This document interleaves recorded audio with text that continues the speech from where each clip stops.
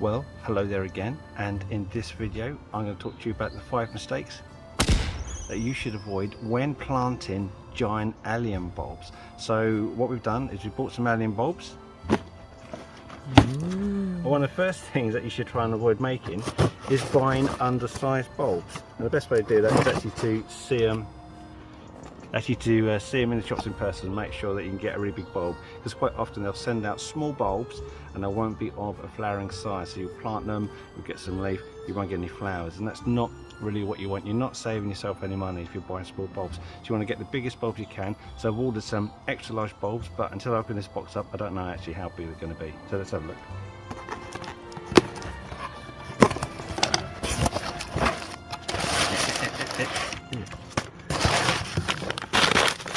Yeah, there's some weight to that. Wait for it. Your face. Well, there's half a bulb. Oh my god, why only half? And then there's another half.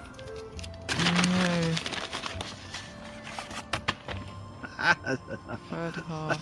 That's not. You know, I mean, so you've almost got a bulb. That's 3 bulbs.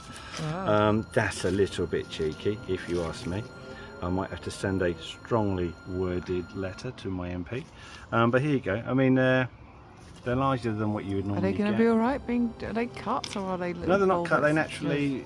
naturally do sort of put. It's like a bulblet. But like garlic, yeah. Yeah, exactly. Yeah. So that's those. So Okay.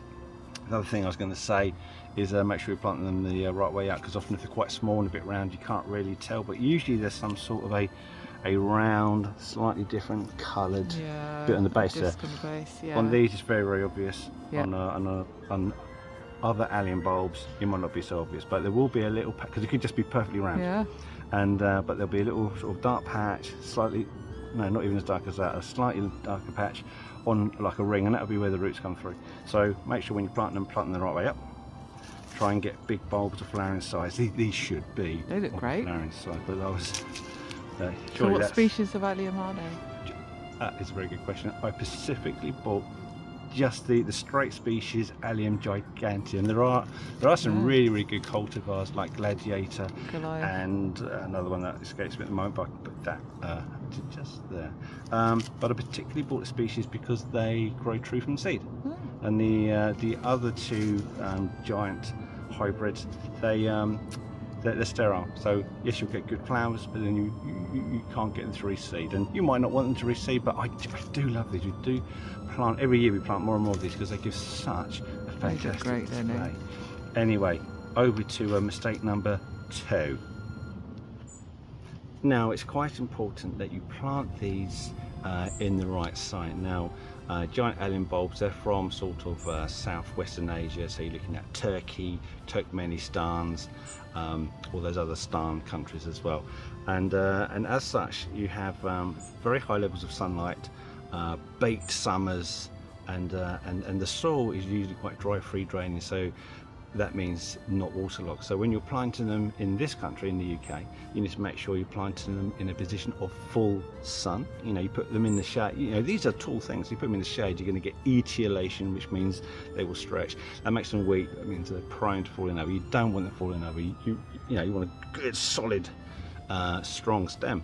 So full sun, absolutely all day full sun as best as you can, and you want the soil free draining. Because you've got to plant these quite deep, and if your soil is prone to being waterlogged, the deeper you go, the increased risk of waterlogging occurs.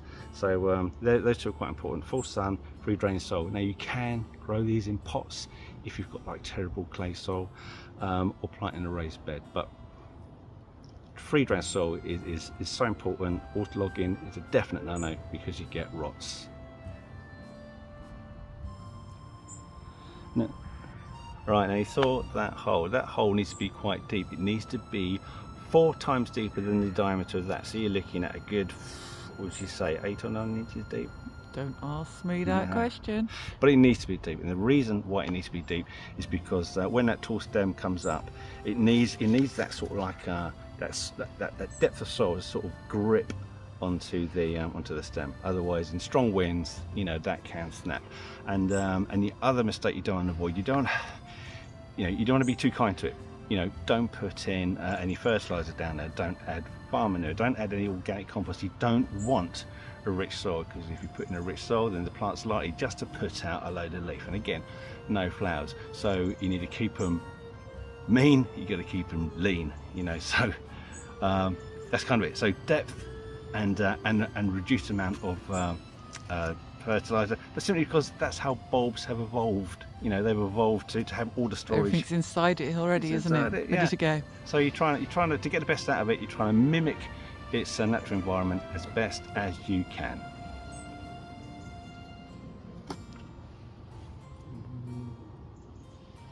Okay, mistake number 4 to avoid is planting them too close together.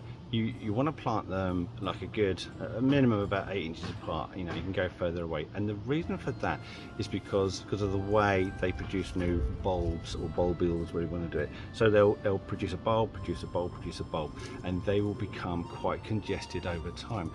You might think that's absolutely fine, but the problem is the more congested the bulbs become in the ground, the smaller the flowering spike and the smaller the flower on it. So you're reducing the quality of the display of your bulb. So that's quite key. Make sure they get plenty of space apart. And if over time, over a few years, you start seeing this, like you get more and more plants, but they're getting worse, then at some point you have to lift them, separate them, replant them, and again plant them a reasonable space apart. Alright, and thank you for getting to mistake number 5, which is going to be aftercare. Once you've done all your work, got them all planted, put the soil back in, you don't really know where your plants are. And I'll tell you something that I did. When I was digging the holes for these bulbs, I dug up 3 lots of bulbs. So oh no, you do that every time. And every time I think I really should put in a marker. So I'm telling you, put in a marker. If you can use a stick, make sure you've got a little protection on the top so you don't poke yourself in the eye with it. The other thing with aftercare is come the spring is that they can be prone to damage from slugs. So make sure you put in your slug management early spring. You know, keep your eye on them for when the leaves start to come out, because as soon as those young fresh leaves come out, the slugs will be straight on it. We like to use slug pubs. Put in a nice smelly beer, usually bitter, because it's the yeasty smell that attracts the slugs. So there you go. Pinpoint where you put your bulbs so you don't forget where they are, and don't dig them up, and make sure they're protected in the spring. And that is all my mistakes to avoid for planting giant alliums. And if you've got anything you want to add to that, do so. Put that in the comments. We would love to hear from you. Anyway, thank you for watching, and we'll see you in the next video. Bye bye.